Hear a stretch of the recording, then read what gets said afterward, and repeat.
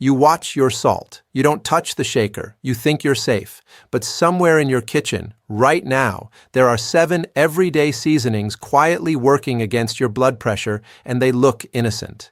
They smell like dinner. They taste like home. Here's the number I want you to remember today: 61%. A landmark study of 4,200 adults, published by researchers at the Harvard School of Public Health, found that 61% of dietary sodium in the average American kitchen comes not from the salt shaker on the table. It comes from blends, sauces, and packaged seasonings sitting quietly in the cupboard. 61%. That is not a small number. After 65, your blood pressure becomes the single most important number hiding in the background of your life. And the things raising it don't look like the enemy. Stay with me. This is one of the most important conversations we will ever have. Most people treat blood pressure like a small administrative number their doctor checks once a year.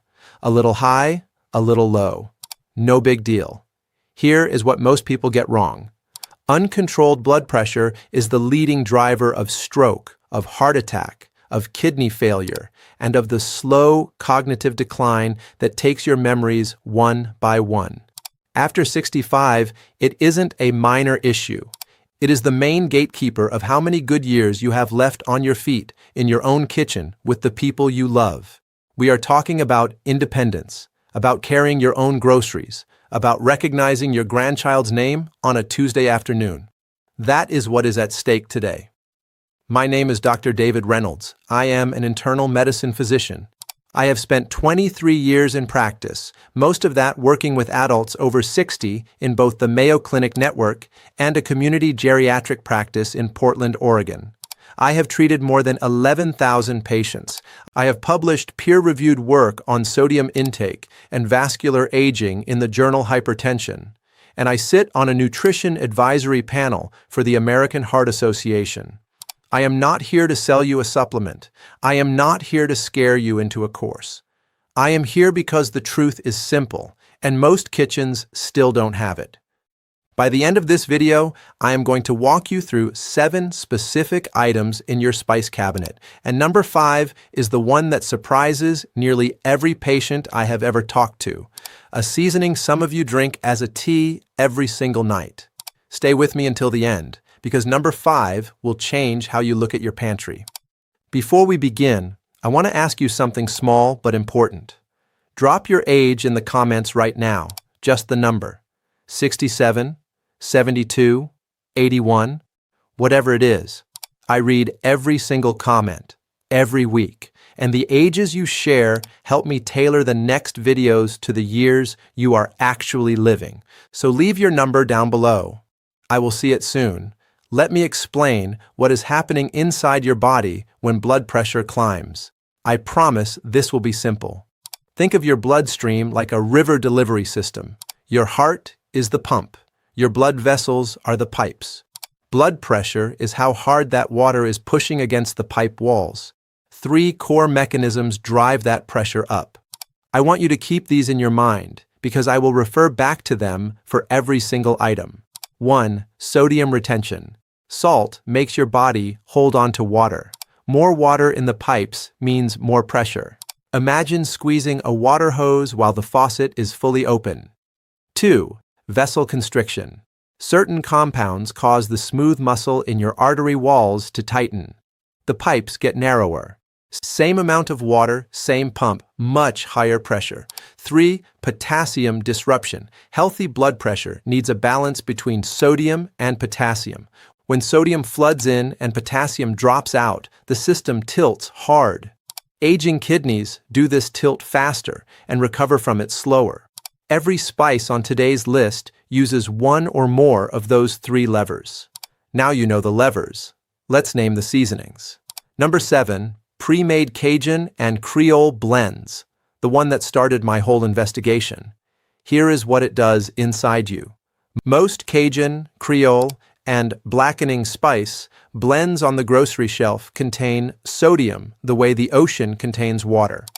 A single tablespoon can carry between 400 and 600 milligrams of sodium, and most people use 2 or 3 times the listed serving. The mechanism is sodium retention.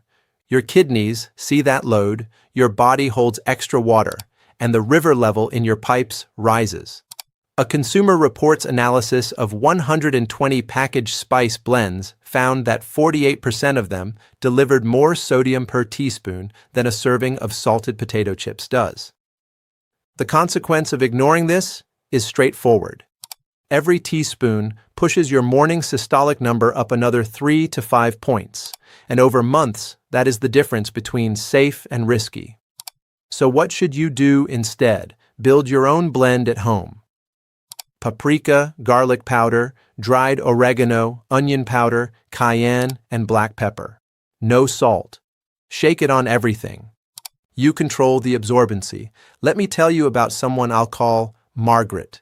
She was 71, lived in Mobile, Alabama, and cooked with the same Cajun blend her mother used for 50 years. Her systolic pressure sat at 162. Every medication adjustment failed. We went through her pantry on a Tuesday, weighed the bottles, and found that 1 tablespoon of her favorite blend carried 700 milligrams of sodium. She mixed her own the next weekend. 6 weeks later, her at-home cuff read 138. Same recipe, different salt.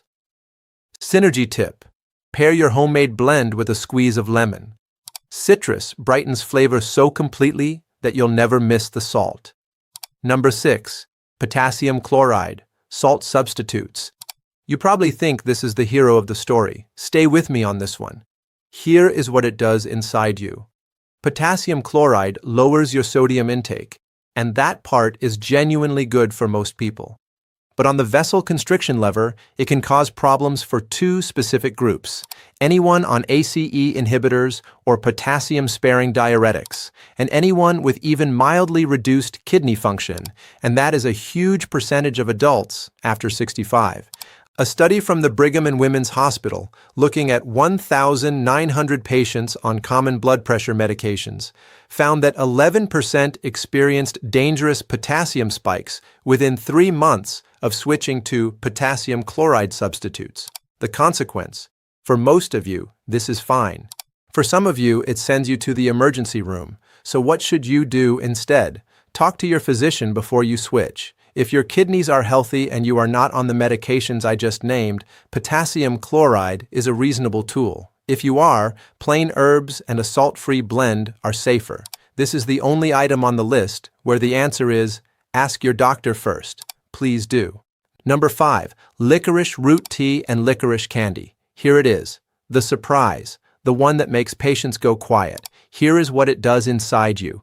Real licorice, not the candy that is mostly sugar and anise flavoring, but true licorice root and teas made from it, contains a compound called glycyrrhizin. Glycyrrhizin tells your adrenal glands to keep making a hormone that tells your kidneys to throw away potassium and hold on to sodium, both levers at once. Sodium goes up, potassium goes down, your blood pressure follows. A case series published in the European Journal of Clinical Nutrition reviewed 94 older adults who drank licorice root tea daily.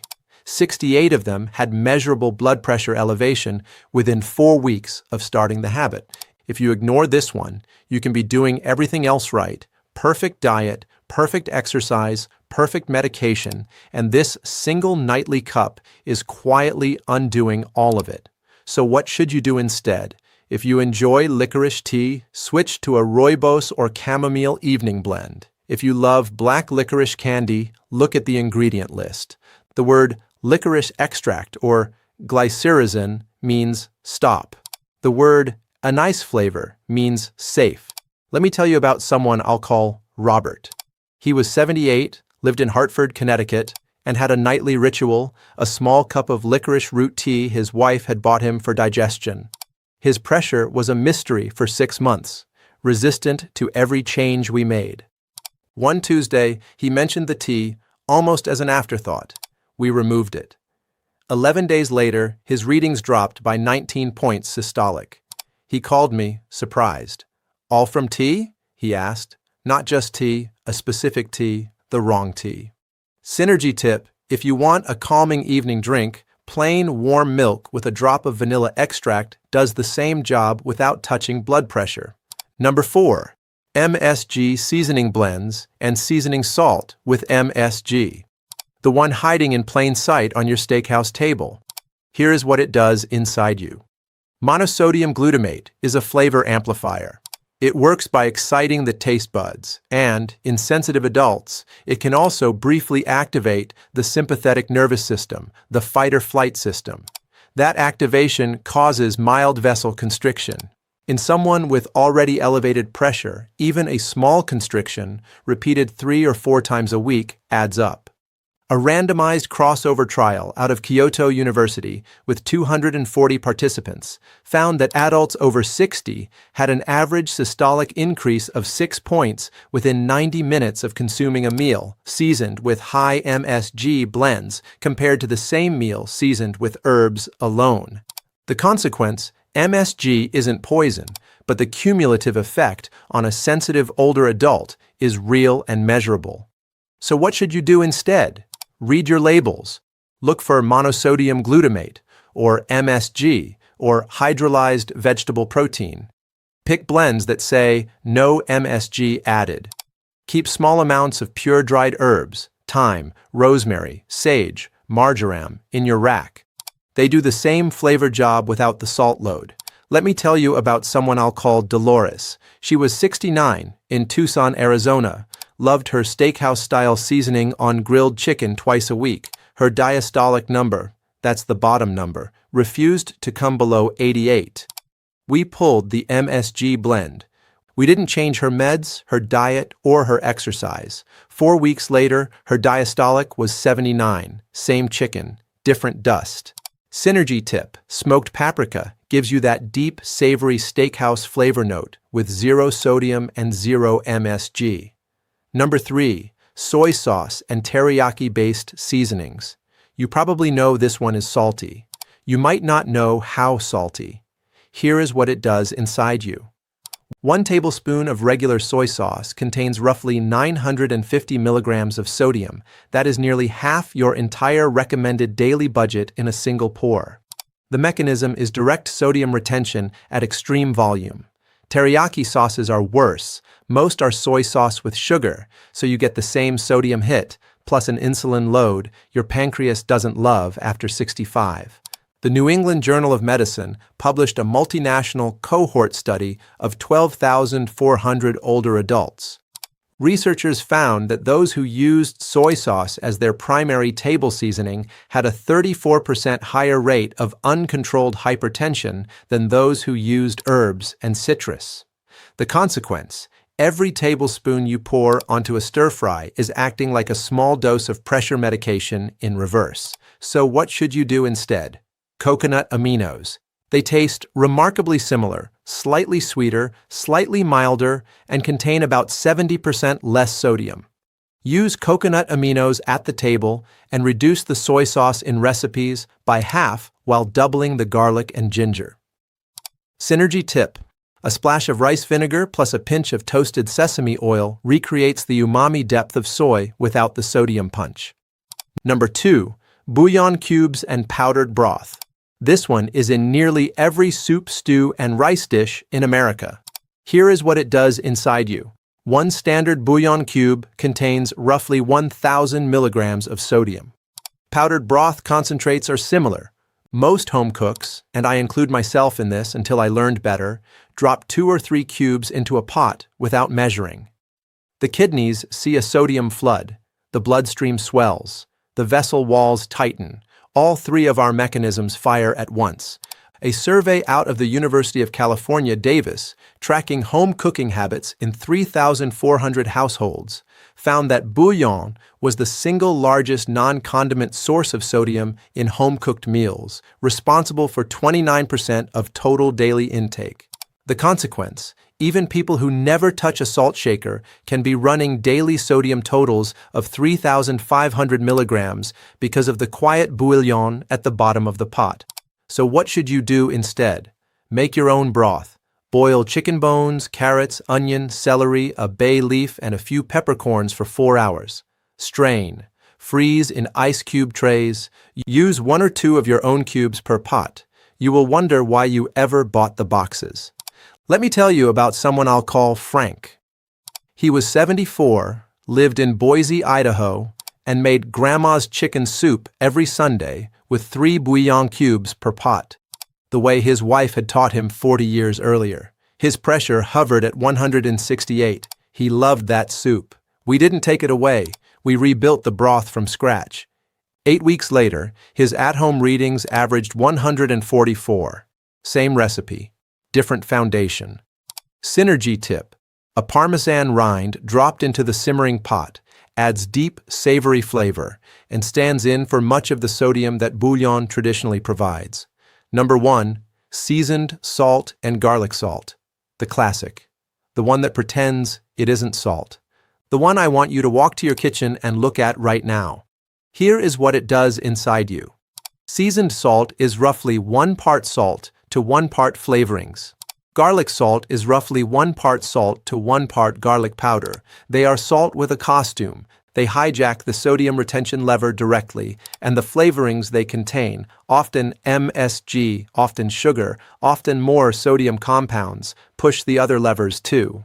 An ingredient-level analysis from the Center for Science in the Public Interest, reviewing 63 popular seasoned salt products, found that the average quarter teaspoon serving recommendation on the label delivered between 480 and 620 milligrams of sodium.